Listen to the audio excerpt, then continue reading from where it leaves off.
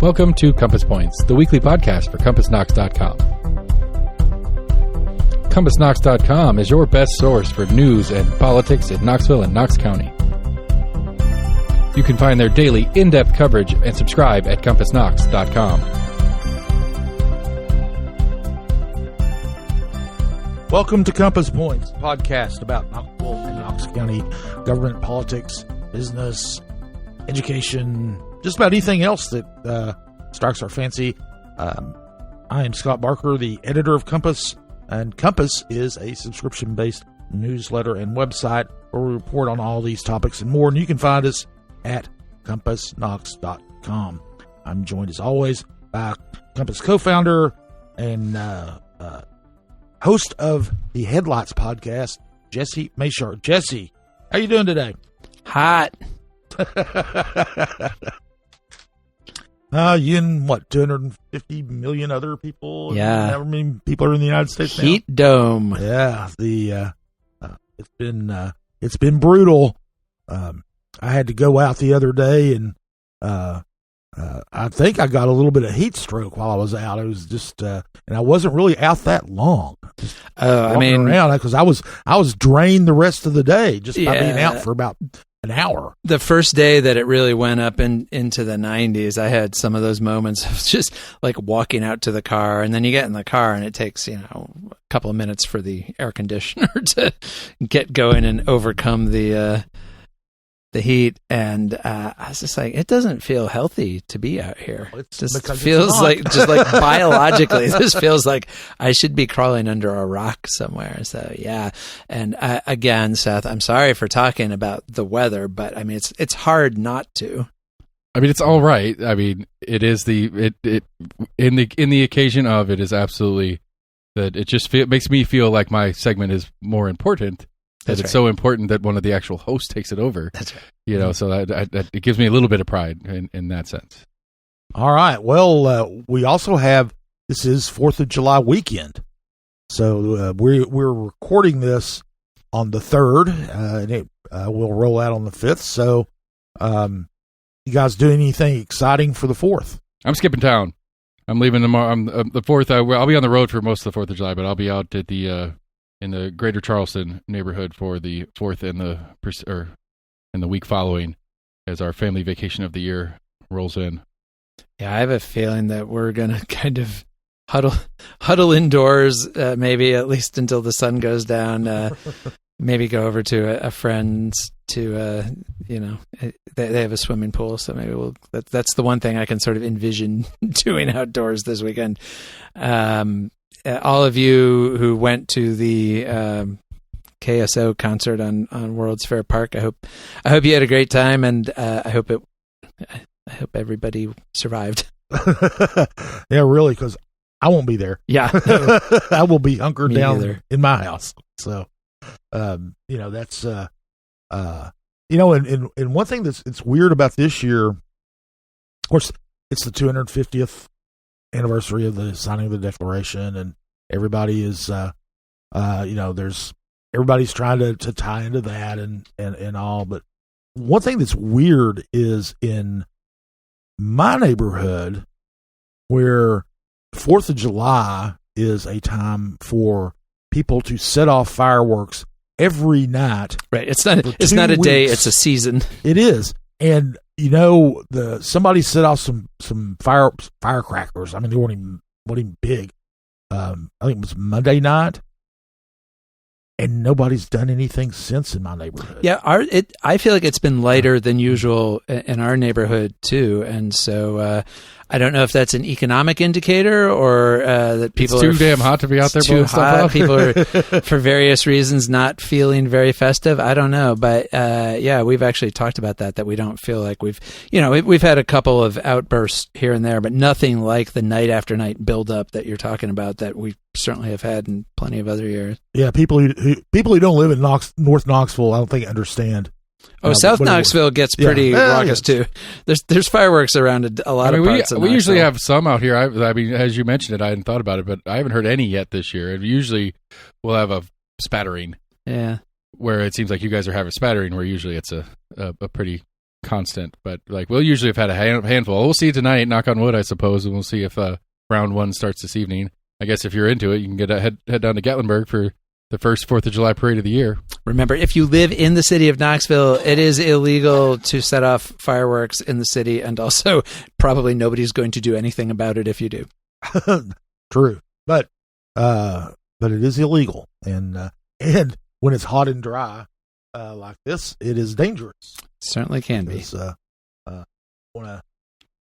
If you do enjoy fireworks, you don't want them to start Absolutely. fires. So, anyway, we've got plenty to talk about this from this past week. We'll be talking about Knox County mayoral candidate Beau Hawk. He took a trip a few years ago that raised quite a ruckus this past week. We'll talk about that. The University of Tennessee Board of Trustees met, produced a whole bunch of news. They passed the budget. They reviewed President Randy Boyd's performance.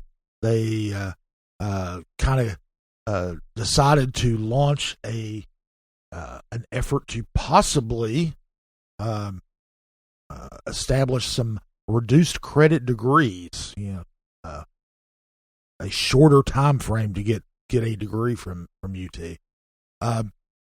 Then kind of the big story, I think, was the Tamar Shirinian's lawsuit against the University of Tennessee. She's a professor that who was fired earlier this year. She settled her lawsuit with the University of Tennessee, and simultaneously, the University of Tennessee revised its disciplinary policy to kind of address that situation and in compliance with a state law that was passed because of it. So we'll sort all that out. But we'll begin by talking about the Knox County Schools revised budget. The school system has kind of been taking a 1-2 punch since the school board passed their budget in April. That budget was put into the county budget by County Mayor Glenn Jacobs. Did not change it at all, just put it in. It's was going to be $717 million.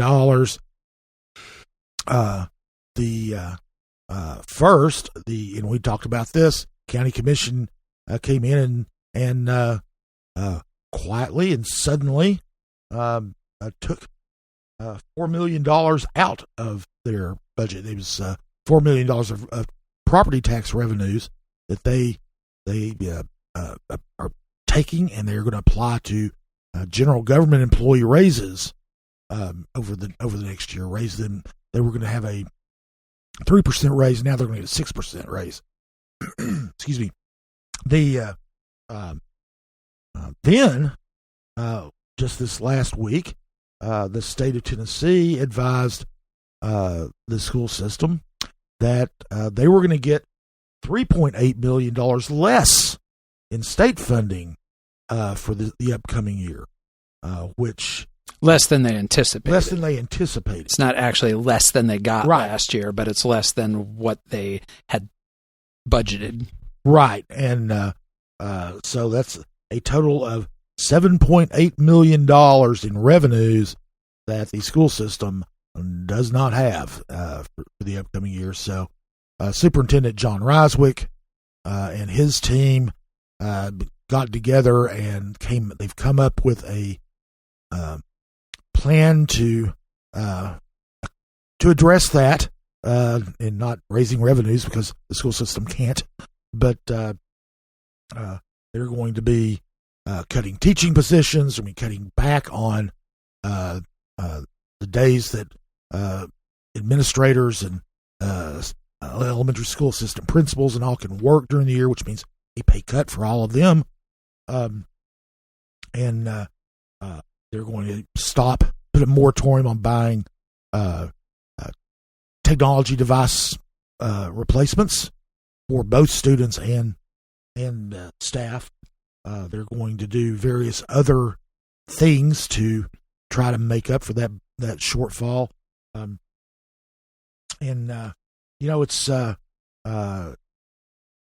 It's something kind of unprecedented that I've seen. I mean, every now and then the state will reduce the amount that they give. Of course, we talked about how the county commission's not taking revenues away from them at the last minute like this. And in fact, I was talking to Ryswick this week, and he said, he went back and talked to he'd been there 26 years. He talked to Bob Thomas, who's a former superintendent, been there probably since the dawn of time. Early 1970s. None of them can remember anything similar to that. And Roswick also talked about how the county has gradually, over time, taking other property tax revenues from the school system's operating budget. With this reduction, they're getting basically from over the past years, it's $26 million less than what they would otherwise have gotten, and they would have $26 million more this year. I'm going to ask the weird question here. Was there an explanation from the state on why it was down, or was this just in the formula? We're getting to that. Okay. Because I've tried to figure out this formula. I finally got a handle on the old formula, and then they updated it, and I'm back to square one. I'm trying to understand how the math works on this thing. Well, I don't know exactly how the math works, but we'll talk about it.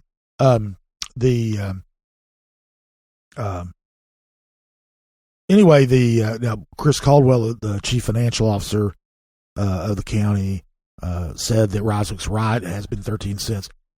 Not the whole story. A lot of that has been a good chunk of that was to go to the school system's debt, which a lot of people might not be aware of. The school system, when it borrows money to pay for a school, that's actually goes on the county government's ledger. School system pays the debt service. That's what this money is going toward, or has been going toward. They also have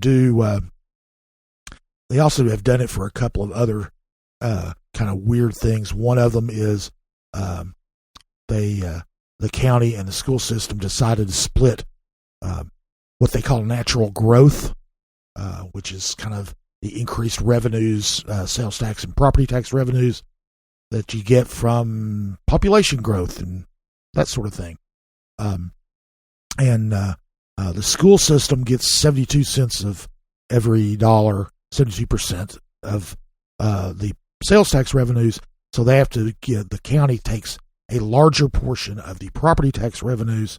So it's a 50-50 split, and that's where that came from. But yeah, which is just kind of a handshake agreement. I mean, there's nothing legally that says they have to do that. Yeah. Legally, they do have to give 72.5% of the sales tax dollars, except in the town of Farragut, which keeps 50% and only gives 50% to the schools. Yeah. But every money spent everywhere else in the county, 72% of it legally does have to go to the school system. But this other agreement you're talking about, that was something that they came up with in past years to try to reduce the sometimes acrimonious relationship between the school board and county commission, so that they didn't have fights. What county commissioners and county mayors got tired of or didn't like was the school board, maybe putting forth a spending plan that would require a tax increase by the county, and then the county commissioners and county mayors were in the position of having to turn down the schools and say, no, we're not going to raise taxes. And they didn't want to be the bad guys turning down the school's requests. Yeah. And so the school board has been very cooperative for the last, the last time there were big fights over this were when Tim Burchett was county mayor and Jim McIntyre was a school superintendent. Mm-hmm.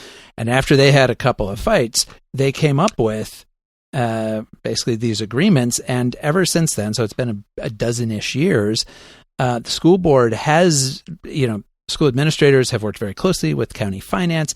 They have only requested money that the county finance department has told them they believed would be there. Mm-hmm. They've been playing nice And what they got for playing nice was county commission turned around this year and said, nah, like you have abided by this agreement, but we're just not going to do it. And we're going to take your money. That was a short-term fix by county commissioners. And of course, we'll see who ends up on the school board after we get through this election. We don't know exactly what the makeup there is going to be, but it's the kind of thing that could have a lasting effect because the school board does not have to play nice. The school board could come out every year and say, we need all these things, and here's what we're requesting, and leave it up to county commission and the county mayor to have to say no to it, which, again, they don't like to do. So, see, but I think that was the thing that to me it was interesting. I like just the county commission part of this. I didn't hear a lot of like freak out over this cut in budget. There was obviously some of the standard actors locally who were like, hey, they're taking money from the schools and stuff like that. But I don't know that, like talking to my mom, for example, who was a former teacher, not in Knox County, but talking to my mom, I don't think my mom was aware it had happened until I mentioned it to her, because I'm a dork and I hang out with you guys all the time. But, like you always hear, especially in campaign season, one of my complaints is when like a county mayor says how important schools are to them because it's not their job. But, we say that because that's part of the rhetorical game that we constantly play, that schools are super important, both from constituents and from candidates. But this one to me felt like this constituency was just kind of like, okay, I didn't hear a lot of it. Maybe I'm missing. So my sense is that as far as so we're looking at two different reductions in funding here. There's what the county commission cut out, and then there's this, the state formula turning out less than they expected. But I think as far as the county commission part of it goes, I think there were a lot of people in the school system, teachers and administrators, the people who pay attention to the stuff. Not all teachers even actually pay attention to the stuff. And maybe it's a timing thing because it's the middle of the summer, yeah. I think there were a lot of people, school board members definitely, who were not at all happy about it.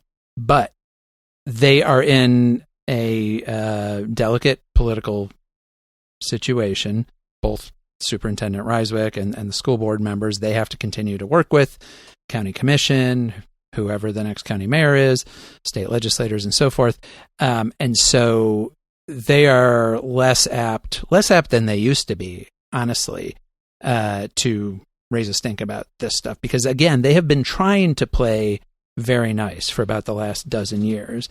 And that really is a shift. I mean, there used to be knockdown, there were lawsuits between the school board and county commission.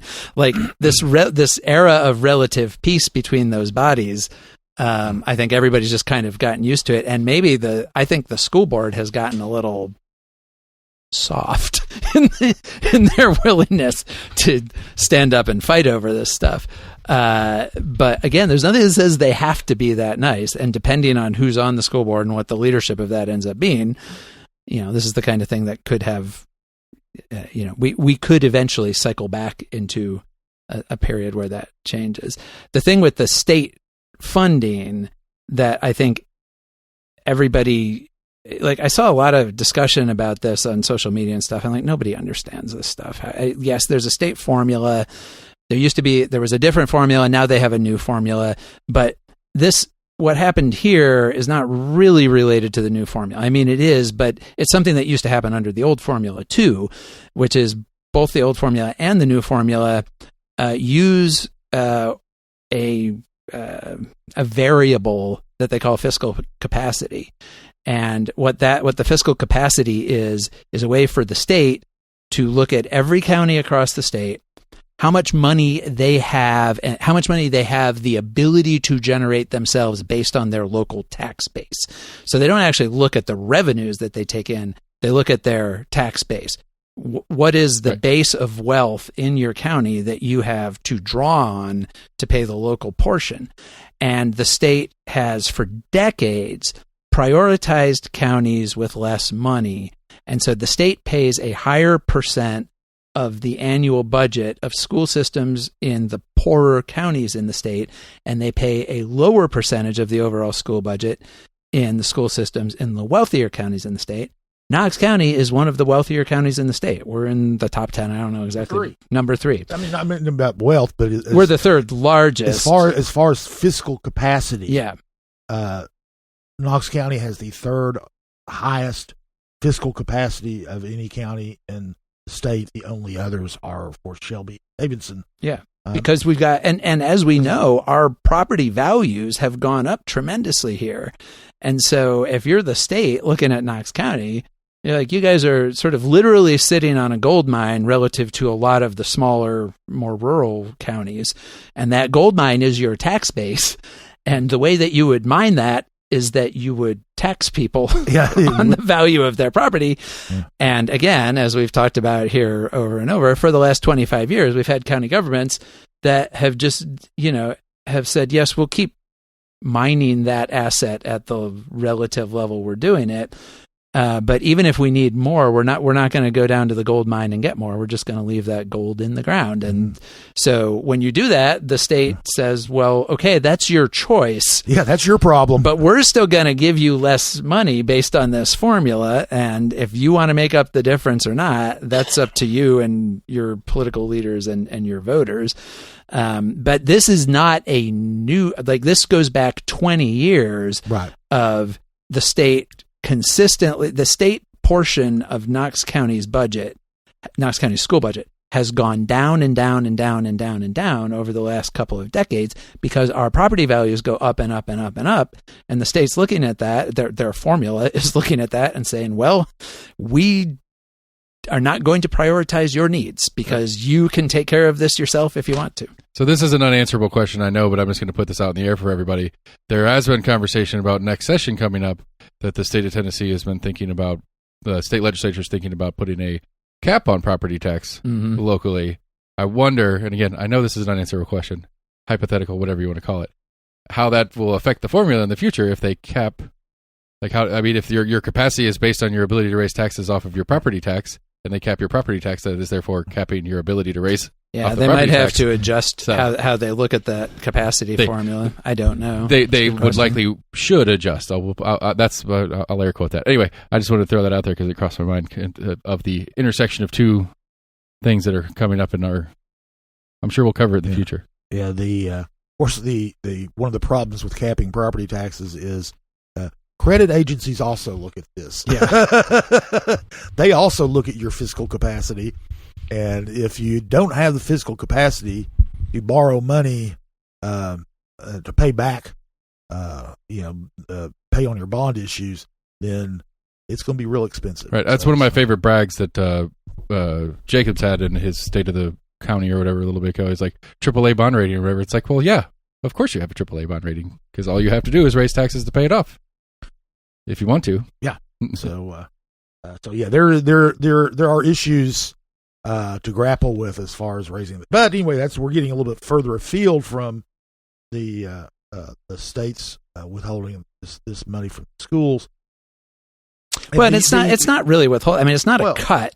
What it is that every year the school system has to try to estimate what they're going to get from the state based on the information they get, and some years their estimate is right on, some years it's a little higher, and some years it's a little lower. But again, I've seen people, I actually got an email from a reader like, how can the state take this money away? It's like the state didn't take away any money. They just applied their formula. Yeah, they're just gave less than expected.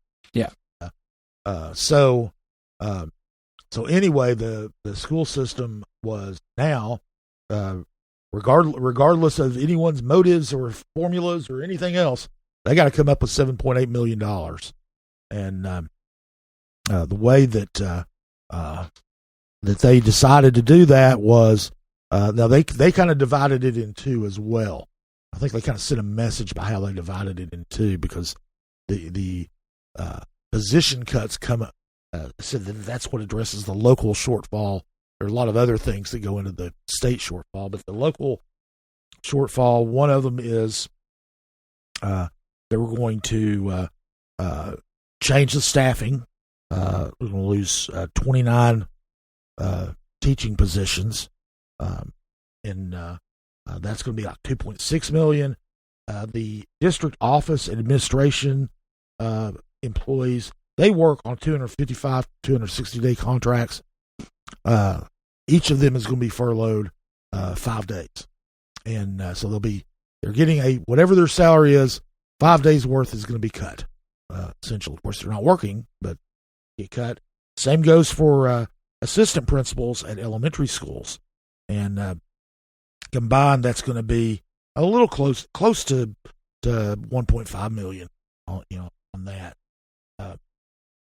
And Roswick has said that will help them. They'll be able to maintain their student-teacher ratios close. I mean, there's still going to be an adjustment on that, but that's one number they look at. The state shortfall, what they're doing to address it, is again the one year moratorium on replacing new devices. Then they're also counting on a couple of things. One is there are sales tax revenues are coming in higher than expected, so they're assuming that will continue and they'll be able to use that money. They do have some unspent dollars from their summer learning programs, and then they are going to take a little bit out of their reserves to pay for new maintenance vehicles. One of the things that people have asked about as well, what about their reserves? Why can't they just use their rainy day fund, whatever like that, to make up this? There are a couple of really good reasons for that, but the main reason is these are ongoing. This revenue that they're not getting is to go for ongoing expenses, and you don't. It's just a principle of accounting and budgeting that you don't use one time. Your reserves for ongoing expenses, they should go to one-time expenses, and they determined that the vehicle replacement qualifies as a one-time expense. They can't cover salaries that way. As Roswick put it, if we used $8 million out of our reserves, that means we start next year's budget $8 million further in the hole. So, and one thing is their reserves aren't as $71 million sounds like a lot of money, but it's a months of expenses. So really, they should have 2 months worth of expenses. So their reserves really aren't that big. So that's what the Roswick has come up with to address the reduced amount that they're getting, or the shortfall they have, however you want to describe it. Money that they were counting on that they ain't getting, and school board's going to have to vote on that next week. We'll get to see what school board members think of all this. I know that the school system itself, they were shocked at the county commission's action. That took them by surprise. Roswick said nobody talked to him. It was all by surprise. The state action, they knew that they weren't going to get as much as they anticipated. They didn't know how big it was going to be, and anyway, the school board it's now in their court to adjust their budget to reflect the new reality of their accounts. Next, one of the other things, the big things that happened last week, the UT Board of Trustees met at the campus of UT Southern, their annual meeting, Monday. A lot of stuff that they went through. One of them was something that wasn't even on the agenda, and that was a settlement with fired Professor Tamar Shirinian, who she was fired after posting disparaging comments about conservative activist Charlie Kirk, who was right after he was assassinated in September of last year. She was initially put on leave and then fired in February, I believe, by Chancellor Donald A. Plowman. She is sued. She wanted to be reinstated, wanted to go after the school, saying one of the things is this was a private post online. It was a she actually was a comment on a friend's post online that somebody, and she didn't even mention she was a UT professor or anything. Somebody somehow made the connection, and once that got out, there was part of the vocal and angry reaction to those comments about Kirk that many people made, that many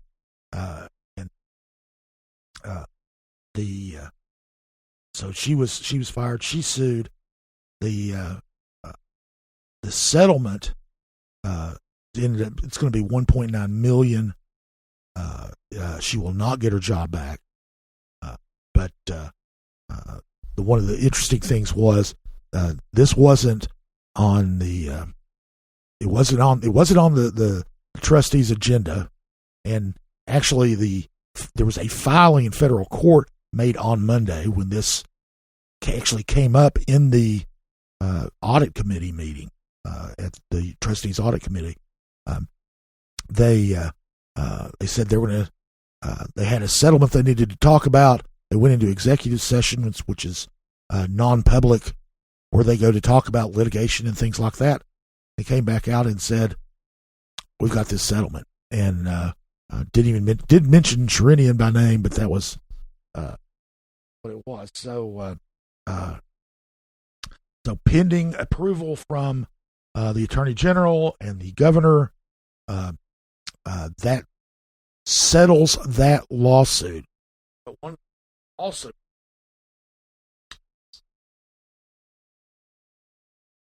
part of the action to Shirinian's post, the state legislature passed a law that ordered universities to look at their change their policy on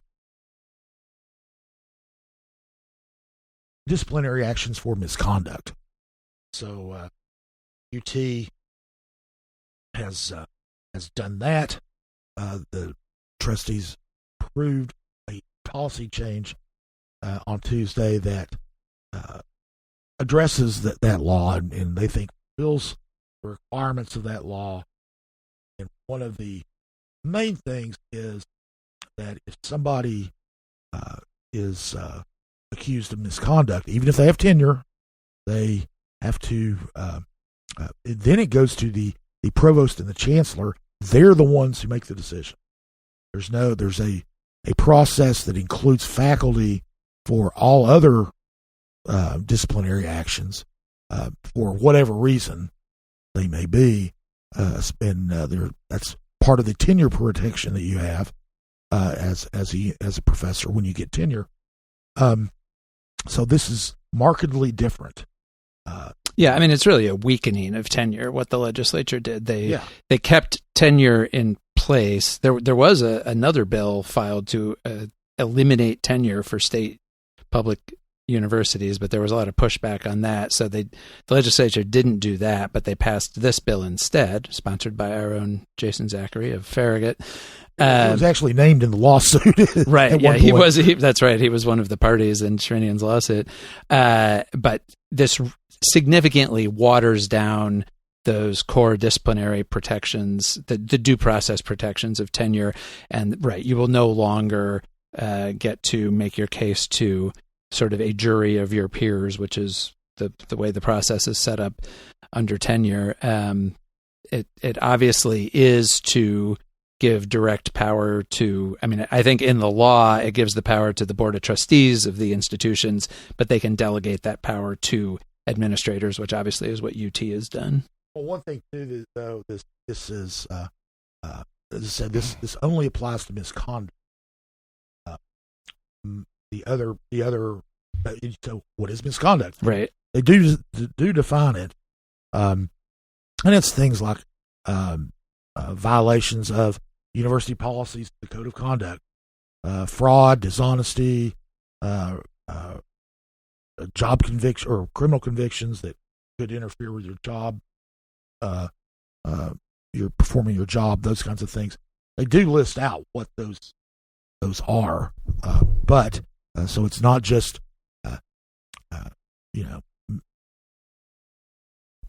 making a face when Brandy Boyd is giving a speech is not not misconduct. Unless Marsha Blackburn tweets about it, then maybe it becomes misconduct. He could. Who knows? But anyway, it is nonetheless a very. That misconduct is one of the most serious charges you can face, and it's the one that they no longer. The due process is not as robust as it once was. What they have to do is give the faculty member who is accused of misconduct a written notice that of the charges. The faculty member can either respond in writing or have a meeting with the chancellor or provost, and then they do have an appeals process if they're terminated.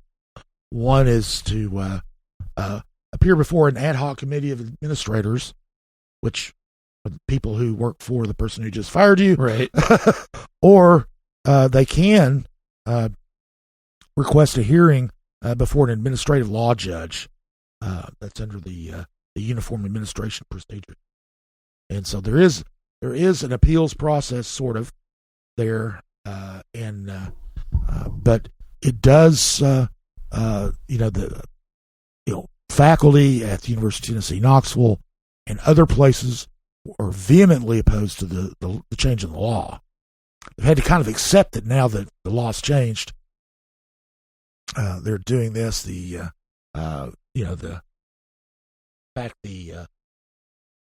faculty representative on the board of trustees, Ken Vickers, he's a professor at UT Southern, said that they've got a council of faculty senate heads from all the campuses. They were really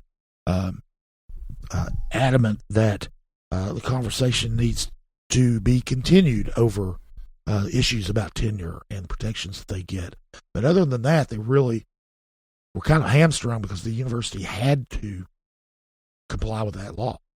Yeah, and faculty don't have a lot of juice with state legislators these days. No. Like, I think the legislature does still listen to the administrators, the university presidents and chancellors, but there are not a lot of fans of ivory tower academics in the state capitol. Well, in the Republican supermajority, anyway. Well, I mean, I think that they listen to Brady Boyd. Yeah, for sure. One of the things, but he also listens to them. But he also listens to them, and when and so does the board of trustees. Yeah. And these board of trustees meetings. One of the phrases, or I'll paraphrase what they say over and over and over again, is they thank the state legislature for the generous support that they have given to the University of Tennessee. They say that it could be a drinking game. You could watch a board of trustees meeting, and every time someone says that or something to that effect, take a shot. Be careful because there could be alcohol poisoning involved because they say it all the time. I think one thing that's interesting about this is that that change in the law was supposed to, will streamline, the disciplinary procedures in particular cases. And obviously, as you said, what prompted this is a lot of legislators were mad that, say, Shirinian or some of the other faculty around the state who said some things about Kirk, that they were not able to just be fired immediately on the spot, that they did have due process, that there were processes they had to go through. Zachary said this in presenting his bill, that I think we all just saw that post and we felt like that person should be gone right now. Like, that's what they want. They want the president or the chancellor or whoever it is to have the ability to, again, Marsha Blackburn sees something that somebody posts and puts a tweet out about it, they want to be able to see that person fired by the end of the day. This doesn't make it quite that fast, but it obviously accelerates the process a lot.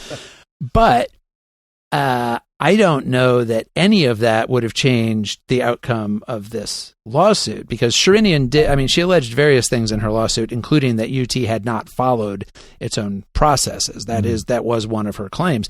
But her biggest claims were First Amendment claims. They were freedom of speech claims. And just because the chancellor or the provost can now essentially unilaterally say, in a fairly quick way, yes, I want to fire this person because of this action, that doesn't take away that person's First Amendment rights. And so if, say, some future faculty member posts something and Donnie Plowman decides to immediately fire that person, that doesn't protect the university. Plowman could still violate somebody's constitutional rights in doing that. And so now we don't know what calculation went into UT deciding to settle this. We don't know what facts were in the record that would have come out if this had gone to trial. There was something like $1.9 million is not just nuisance money. Sometimes governments will settle lawsuits for $30,000 just to make it go away because it's not really worth the time or energy to fight it. $1.9 million is a lot of money. It's either the largest or one of the largest settlements in the country that people have received because they were fired for Charlie. There's a long list of people who got fired for Charlie Kirk comments. Several of them have received settlements, including some others in Tennessee. But this $1.9 million, that's the largest award I've seen anywhere. And I think the Washington Post said it was one of the largest, if not largest, in the country. So what that means is there was something in the record there. There was something that would have come out in discovery. Who knows whether it was emails between people in the administration or the legislature or whatever. Well, one of the defendants, or respondents, the civil lawsuit, was an unnamed donor.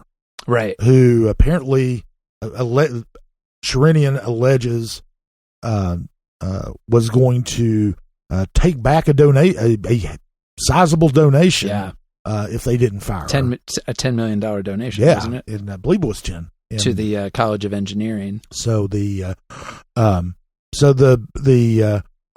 a lot that went on behind the scenes. Yeah. And one of the things that's interesting is that, you mentioned that a lot of her claims were First Amendment claims. None of the, in the definition of what is now misconduct, they don't refer to speech.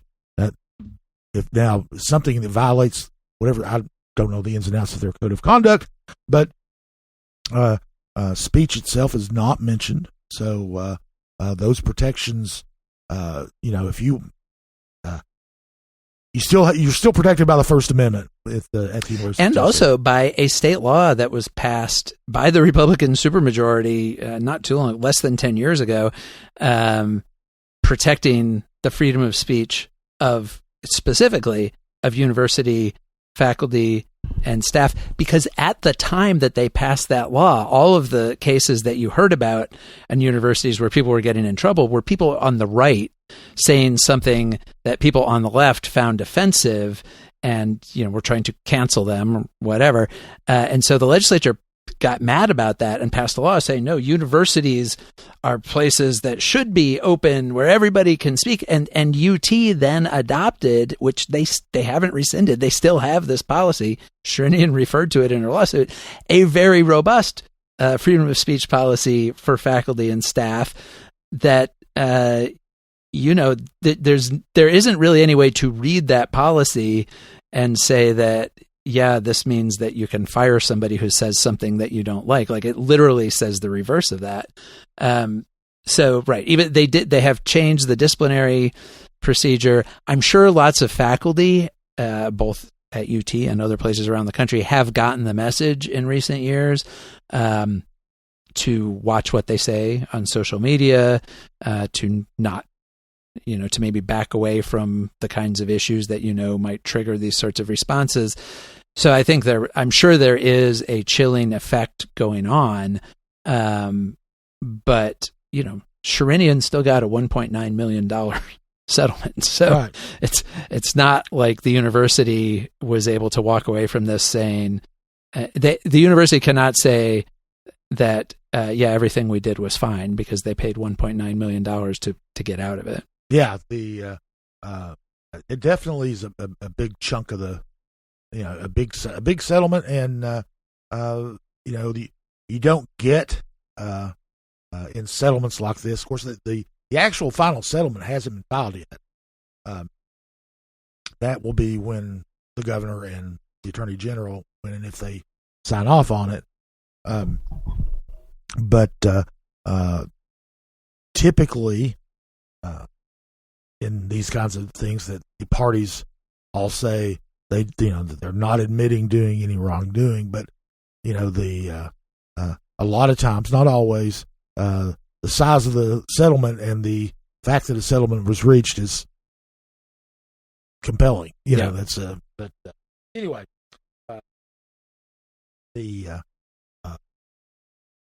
that is, the only things that can stop the settlement really. Obviously, the judge could reject it, but the only things really are the attorney general and the governor. So. And I wondered a little bit about that. Attorney General Jonathan Skrmetti is quite a culture warrior, and when I saw that he had to approve of it, I thought, I wonder if he or somebody might push back against it. But I find it very hard to believe that UT would have even brought this to the Board of Trustees if everybody up the chain wasn't okay with it. Yeah, I can't imagine the general counsel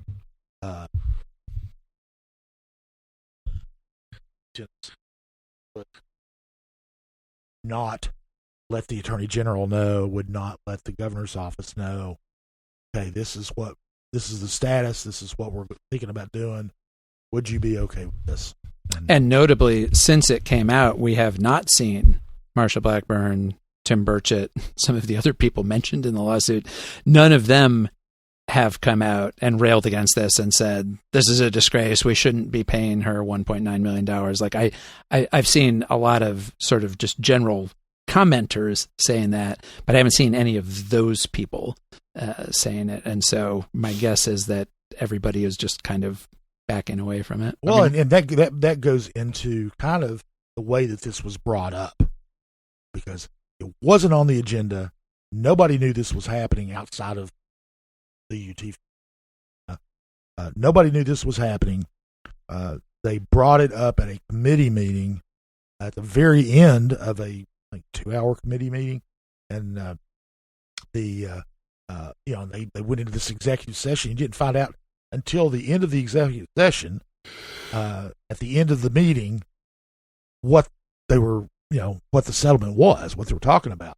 And so obviously they didn't want much attention paid to this, and also it didn't have to go to the full board for approval, because when the audit committee, once they those kinds of settlements don't need to go to the board for the full board for approval. So that was the only time. I mean, they literally spent about 5 minutes on this issue at the end of a committee meeting that nobody. It's the audit committee meeting. How many people actually go to or watch the audit committee meeting? Very few. And even if they do watch it, how many of them will then come back to check the end of it after the 45 minutes? Yeah, they're sitting there in, they're in executive session. Okay, well, I'm going to go, run to the grocery store and, whatever. But anyway. But people did notice it, and it made national news. It's been in the New York Times, the Washington Post, everywhere. Well, those of us who have to cover them do. But they did their best to keep it under wraps. So the one other thing they did that they didn't want to keep under wraps is this. They trumpeted it probably more than it deserves. Maybe was this plan to create these new degrees at the university that will basically take 3 years instead of 4. And The idea is to get people into the workforce faster and get them out of school faster, and maybe with less debt. And with less debt, they made a big. Randy Boyd emphasized this a lot. But these reduced credit degrees, the idea is create a degree where someone only needs 90 credit hours, or maybe a little bit more, to get a degree instead of the standard 120 hours.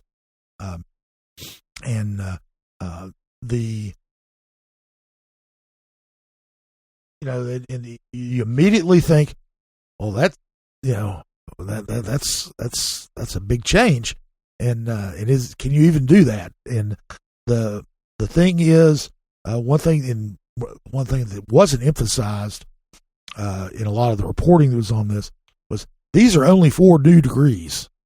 You still, if you want a chemistry degree, you still have to take 120 credit hours. If you want an English degree, you still have to take 120 credit hours. There are some degrees you got to take more, but these would be new degrees, tailor-made for specific industries and maybe even specific companies. And these would be emerging companies, new types of jobs, not your traditional type of job. If you want to, they don't even have examples because they're not talking about anything that exists right now. But if we want to make up something, a Bitcoin miner has to, there's some kind of job in the Bitcoin industry that requires specialized knowledge that is not directly from another degree. They could create a degree that lasts for 3 years or takes 3 years, and you could graduate in 3 years and take a job with that company or with a company in that industry. Of course, now this is not a completely new idea. There are others. One of the things that was really interesting, the Stephen Pruitt, who's Southern Association of Colleges, which credits that they've approved this type of arrangement. 6 private across the University of Maine system has approved exploring this option here. The University of North Carolina system is talking about it. So UT's would really be on the front edge of this, and nobody knows what that means. And you don't know, at this point, they don't know what industries they would be going into. It would have to be accepted by those industries. The accreditor said that they wouldn't sign off on anything like this if it did not continue to include general education requirements for your degree. So you couldn't just do away with, if you were, the equivalent of an accounting major, you couldn't get away with blowing off world history or whatever. Your electives that. So anyway, this is not. So this isn't, and it's not a done deal. They have no programs yet. This is just saying, okay, we're going to explore doing this, and they have to. The Tennessee Higher Education Commission is also looking at developing policies to allow this to happen. But Boyd championed this as a game changer, although with at the University of Tennessee Knoxville, about 40,000 students. I doubt that there will be 20,000 new degree students that are coming in with this. And one of the things is will graduate schools accept this? Mm-hmm. And one of the things is this is going to happen, and this was brought up by the accreditor as well. you got to have a different name for it. I was going to ask, because we know associate's degrees take 2 years, bachelor's degrees take 4 years. What's a 3-year degree even called? Well, they don't have a name for it, Uh-huh. and they basically said, well, you can call it whatever you want, but you got to have something to differentiate. My suggestion is tweener. It's a tweener degree, but they do have to have some kind of moniker to let people know that it's not a bachelor's degree. And they don't know how. I mean, and if you know how this is, a lot of times you major in one thing and you get a job, maybe not right out of school. Maybe you go into the field right after school and you end up moving to a different career that requires a bachelor's degree. Is that going to be an issue? Right. Because you can get the tweener degree, but if the employers out there require a bachelor's degree, you're out of luck. And they're also talking about, in one of the things that they said that they would be watching out for, the creditor said, was graduate schools, because if you go through a program like this, and obviously this is aimed at emerging industries that are pay well, and probably tech industries and things like that. If you want to go on to graduate school and get your MBA, whatever it is you want to get, you don't have a bachelor's degree. There aren't very many graduate schools that admit anyone who doesn't have a bachelor's degree. Right. So there are issues about acceptance in the academic world to this, but UT is they were all fairly enthusiastic about it, about doing this, about moving forward.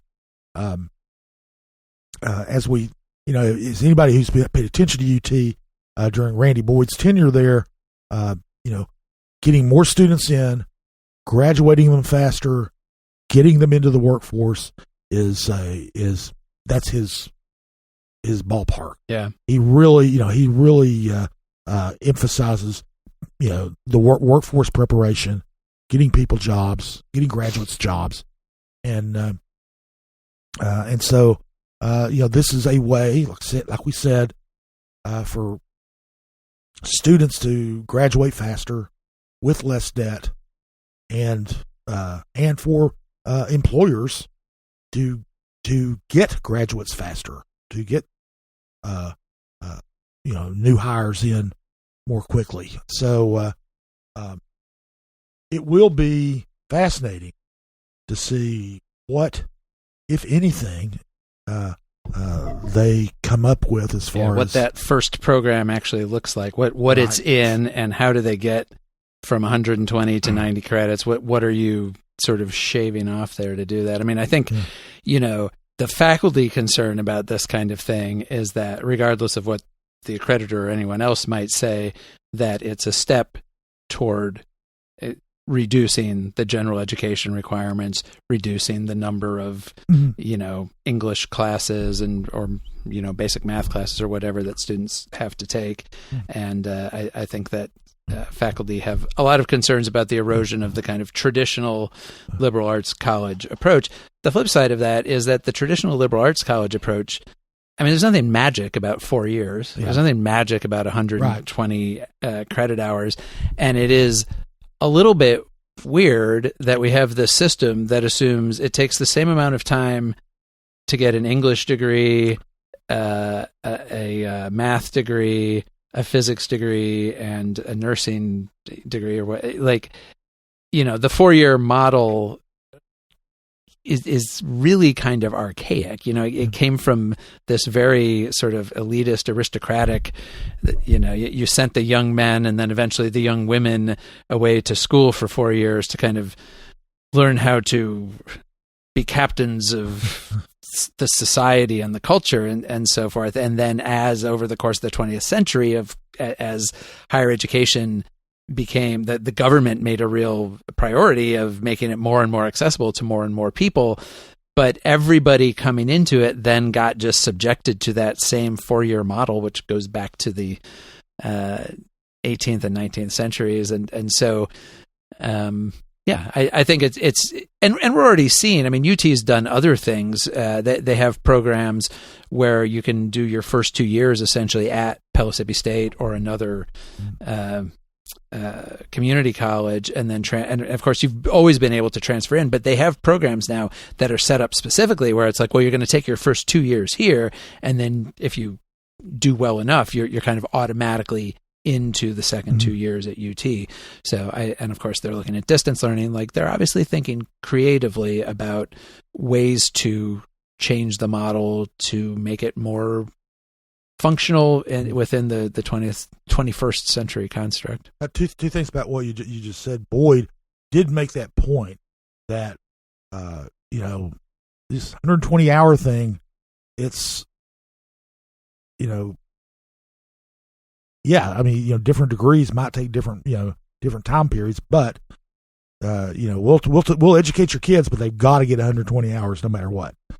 So he mentioned that as kind of a reason to explore doing this. And now I forgot what it was. That's the other thing I was going to say. Well, maybe you'll think of it. I'll be honest about it. I was going to say there was something else that you mentioned that I was going to add to, but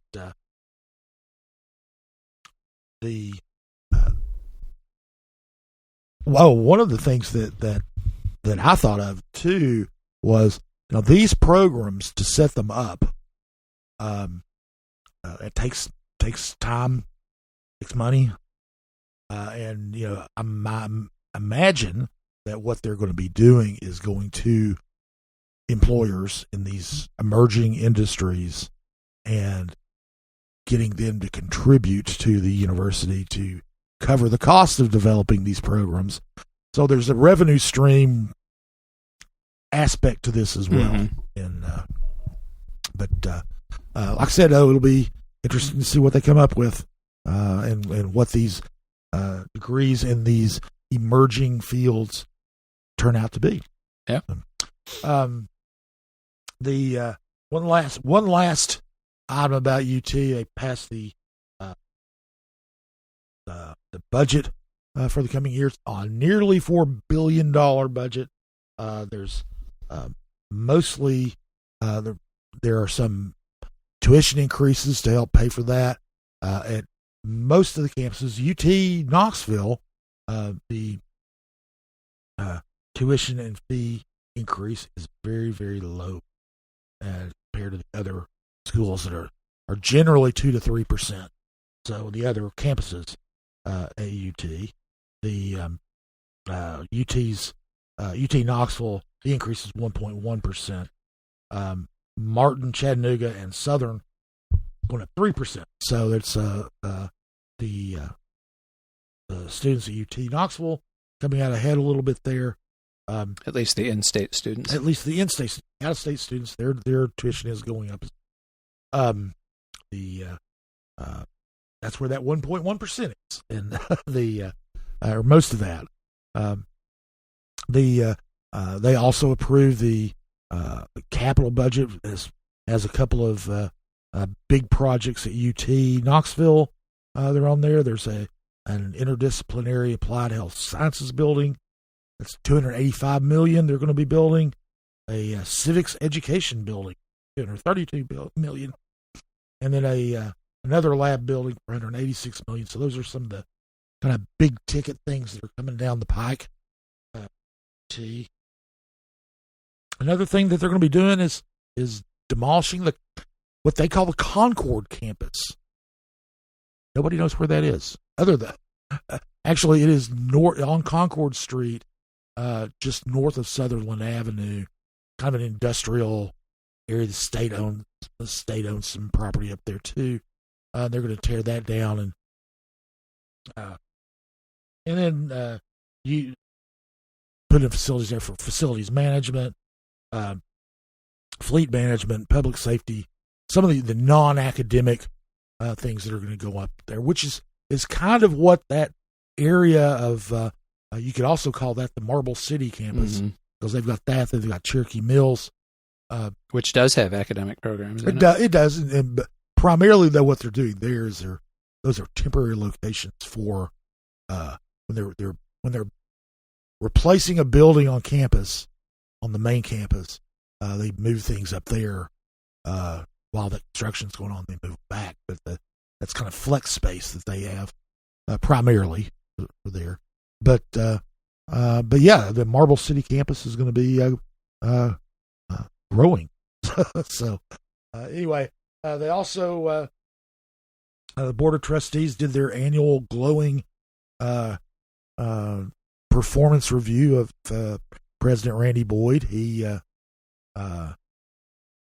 was funny. He always gives a kind of a talk and presentation about the accomplishments of that the school has made or the system has made. He's ad nauseum calls this the UT's greatest decade. We're halfway through it now. He brought out a scoreboard that showed gains in enrollment and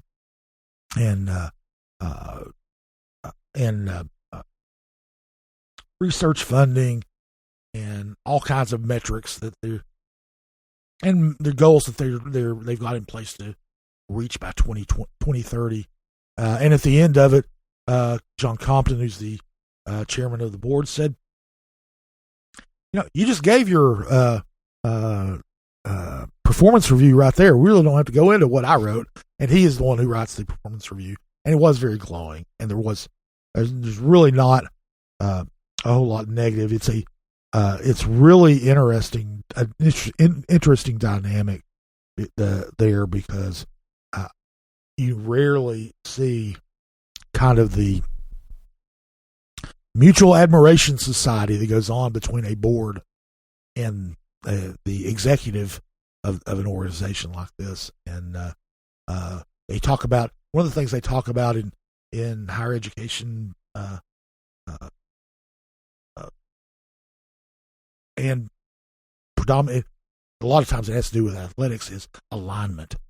Is the president in alignment with the chancellor, and the board. Well, yeah, the board and the president of the university are essentially speak with one voice. There's no Compton and Boyd in particular have been very close. I mean, Compton was the one who first proposed / nominated Boyd for interim president, and then has led the board all the way through Boyd's presidency. He was also the champion for making Boyd the permanent president after he'd been interim president for a few years. I think that one reason that Boyd gets along with the Board of Trustees so well is that he is not, unlike a lot of prior university presidents, he's not a creature of the academy. He's not an academic himself. He is a CEO, an entrepreneur, very much like many of the members of the Board of Trustees are also current or former private sector CEOs. So I think they very much see him as sort of being one of them. And speaking of Compton as the chair, the board reelected him chair. It was funny. He's been chair forever. There's no term limit for that. In fact, former Governor Bill Haslam, who is a trustee, said at the meeting, when we were setting this up, we wondered about setting term limits for the chair's position, and I'm glad we didn't. So there's all they all like each other over there. It's pretty cozy, very saccharine. Anyway, he's was reelected. Bill Rhodes, another one of the CEOs on the board, is going to continue to serve as the chair of the finance committee. There are two trustees who are rotating off, DeCosta Jenkins and Jamie Woodson, and they are not only rotating off the board, they are also the chairs of the audit committee and the education committee, respectively. They're going to be replaced as well. Shanae McKinney will be the chair of the education committee, and Lang Wiseman will be the chair of the audit coming up. So they little bit of leadership change, but not much. The key players are still the same. So anyway, that's a lot of UT news. Yeah, there was a lot busy of meeting. Yes, and even there's usually a lot of stuff that goes on at those meetings, but this was particularly busy, chock full of things. I mean, there are other things we probably could have reported on as well that he didn't have the bandwidth to do. The next thing we'll discuss, we'll talk about it. It's not in the last from last week was county commission or county mayor candidate Beau Hawk. He is the Democratic nominee. He's running against Republican Betsy Henderson for the top spot in the in county government, or at least general county. There's so many independent offices there, but came to light this last week that he took a trip in 2021. It was 2020 or 21, yeah. To Venezuela, where he apparently participated in marches in support of former President Nicolas Maduro, who, as we all know, was the United States has gone in and arrested him essentially. Arrested him and his wife and brought him back to the United States to try them.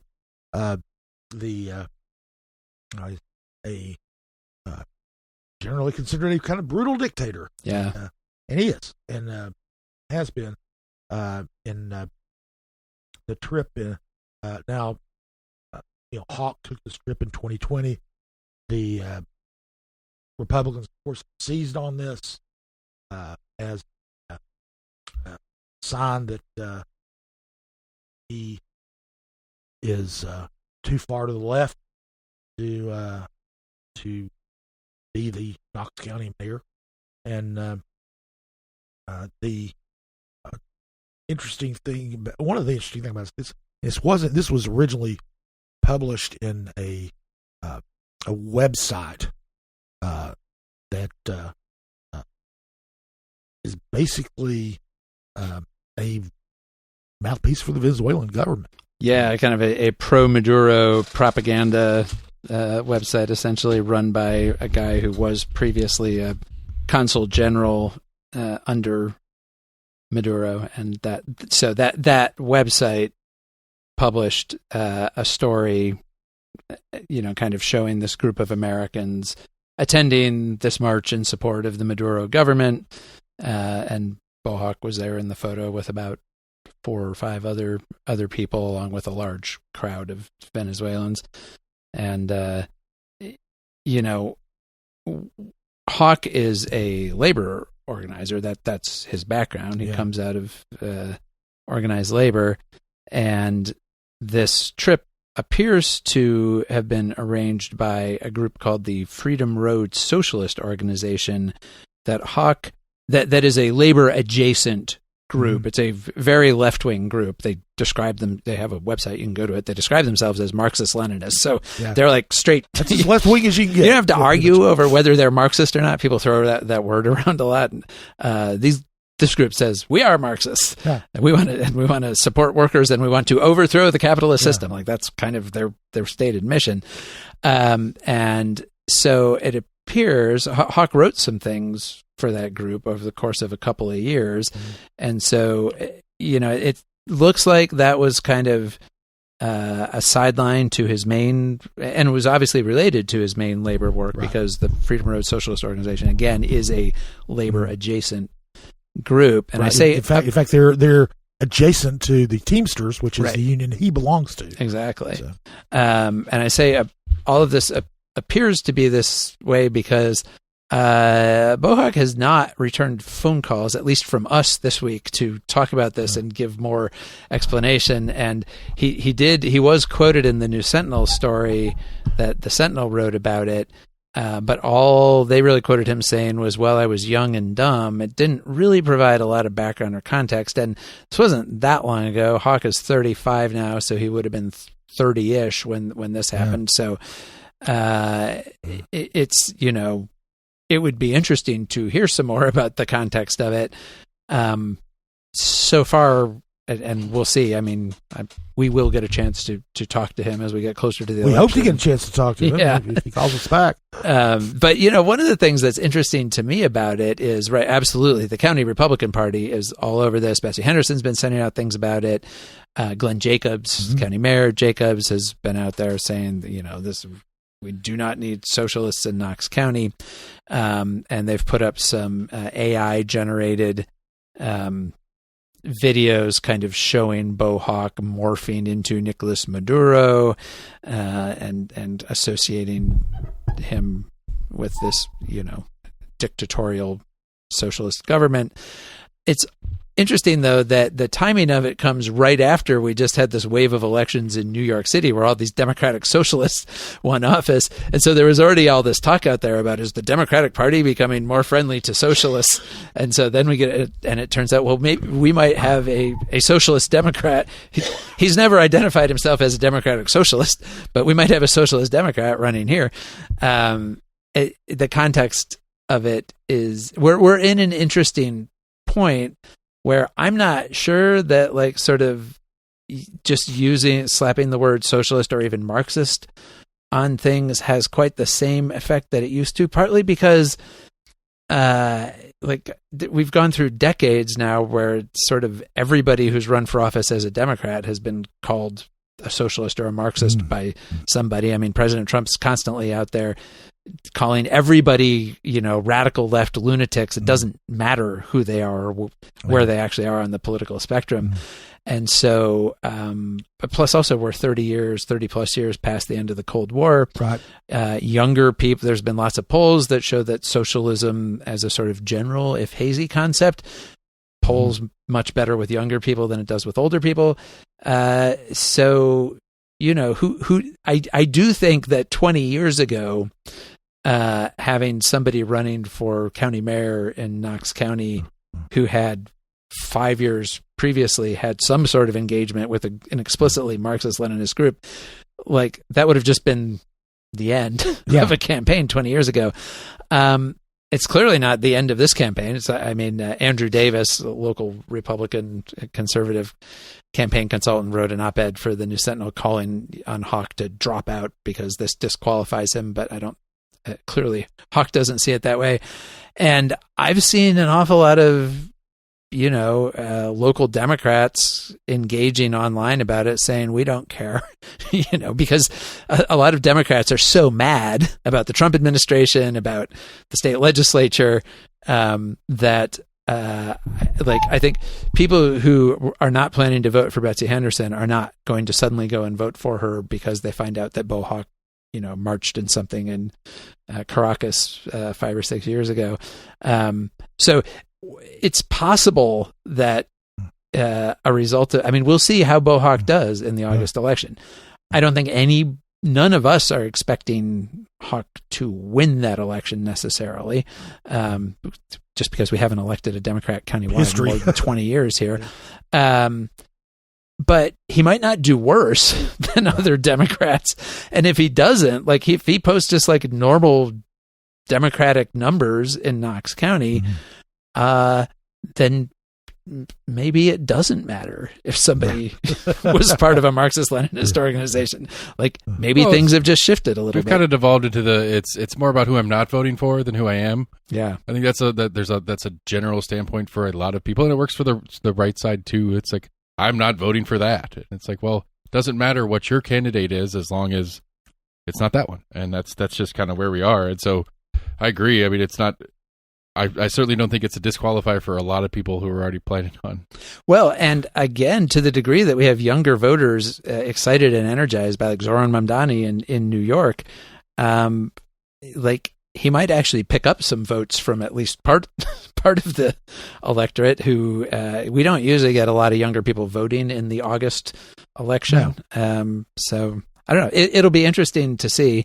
I do think, and I'm not in the business of advising the Beau Hawk campaign, but I feel like you need to you don't have to react to this kind of disclosure in any particular way, but I think you have to have a sort of coherent message about it.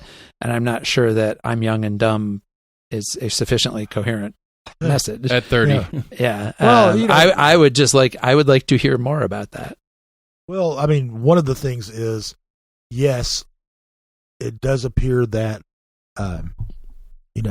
just calling somebody a name doesn't necessarily carry as much weight as it did 20 years ago or whatever, but it does with a lot of people. Yeah. I mean, if it didn't, then the Republicans wouldn't make a big deal out of it. Oh, for sure. And so it would behoove him to come out and address it in a better way than just, or more expound on it a little bit more than just saying I was young and dumb.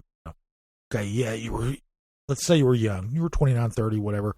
And dumb. Well, what was dumb about it? Why was it dumb? Right.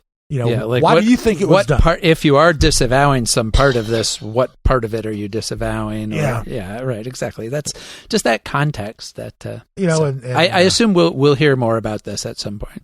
One would think, one would hope, and we will be trying to get it. We will definitely be seeing a lot more Republican posts about it. Oh, absolutely. So, that's all that we were going to talk about from last week.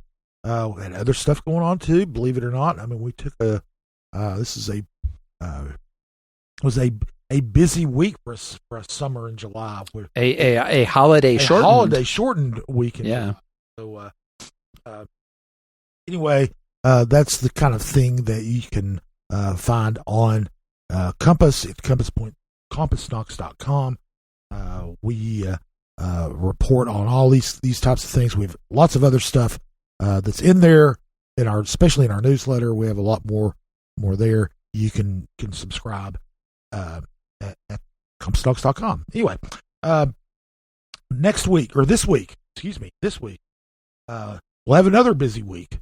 We've got on Monday and again on Thursday, the school board is going to meet. The school board, and they will be talking about that budget proposal that Roswick has come up with that we talked about. They have a work session on Monday, when he will present this to the school board officially. I'm sure school board members have already seen a lot of this stuff, but it'll be his official presentation on Monday. That will, I'm sure, generate lots of discussion, and then they vote on the budget and the other agenda items on Thursday. Both meetings are at 5 p.m. at the Summer Place boardroom. City Council meets on Tuesday at 6 p.m. in the main assembly room of the City County building. One interesting thing that's on their agenda is a proposal to establish a North Waterfront Development District. Of course, we got the big South Waterfront Development District. It's been in place for more than 20 years, and this would run along Neelan Drive from Third Creek to just past Second Creek and up to and include Maplehurst area. The exact what they're going to be doing is they're going to be asking KCDC, Knoxville Community Development Corporation, and the city to explore establishing this. So there are no real boundaries yet, but one of the things they did mention is, of course, this would include the terminus of the northern terminus of the pedestrian bridge that is going to be going in. Not sure the ins and outs at this point how that will work with the University of Tennessee. If the University of Tennessee could even be included in a development district, I don't know. Maybe they can. But they're going to be at least asking that the KCDC and the city come up with a development district proposal for that. Very little other than the Maplehurst area very little of that property is developable. I was going to say, I mean, because Neyland Drive runs, all the way along there, and then you've got the KUB sewage treatment plant that I assume is not going anywhere. It's not going anywhere. There's not a lot of actual land there, and then you have all of UT campus, obviously. Yeah, basically, you've got Neyland Drive goes down there, and you've got the UT campus, and then you've got either the river or essentially KB. There's a cement plant down there. Yep. But there's not a whole lot of land there, so it will be. And I'm assuming that this is that they're hoping, at least anyway, that they would be able to include UT in this area. Now, one of the things that might make that attractive for both UT and the city, first of all, you've got the end of the pedestrian bridge between Pratt Pavilion and Thompson Bowling Arena, but then you've also got the Neyland Entertainment District there. Now, one of the things that a development district does is it enables them to do tax breaks. Well, you're saying, oh, UT owns that tax break. No, UT's not going to be owning the buildings. The buildings are going to be built by a private developer. They could qualify for the tax breaks that would be available. The same goes for Maplehurst. Most of, as we've reported, most of the Maplehurst neighborhood is going to be part of the UT Maplehurst district, where they're going to research district. But again, a third party actually owns that property now, and they're going to. There's probably going to be ground leases involved, just like the entertainment district. So there could be a reason to do it that way. So I don't know. They just this actually is coming from council members, not from the administration. Mm-hmm. Several council members, Debbie Helsley, was an at-large council member, Nathan Honeycutt, who represents the 2nd District, which is West Knoxville, and comes down to the edge of this area. Denzel Grant, who represents the 1st District, is 6th District, which represents the bulk of this area, downtown, and also Karen Adams, who represents South Knoxville and the UT campus. They're all on board with this, so it's not an administration-generated proposal, and so it's very sketchy at this moment. Usually, when the administration does something, it's a little bit more detailed when they roll it out, or at least roll out the proposal for it. So we'll see that. Also, this week on Thursday, the Planning Commission will be meeting at 1:30 p.m. and also in the main assembly room of the City County building. You're tired of hearing about it because you hear about it every month. Their Cabela Temple project is on the agenda.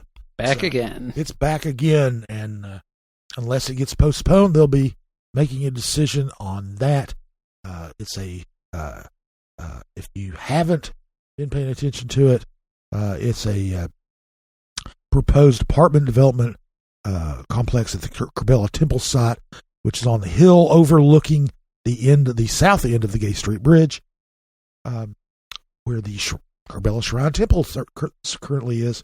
It's in the South Waterfront Development District. A lot of people in South Knoxville have been urging the developer to change some of their development plans to adhere more faithfully to the South Waterfront design guidelines, and so they've been going back and forth over that. Eventually, it will be up to the Planning Commission to approve the plan, then pass it on to. I believe they have to pass it on to City Council for approval. But anyway, that is scheduled to be heard on Thursday. It's been scheduled to be heard. It was scheduled to be heard last month and the month before that. So we'll see now if they actually do it. So we'll let you know. next week. What they did there. So, but that's it for this week. I want to say thanks to you, Lord Seth Barber, for your stellar engineering work. I think Will Wright for providing music to us. Jesse, thanks always. It's always a pleasure. Likewise. All right. We will see you folks next week on Compass Points.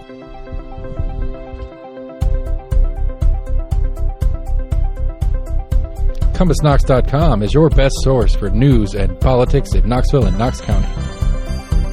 If you'd like to learn more about the topics discussed on today's podcast, go to CompassKnox.com and subscribe for in-depth coverage and much more.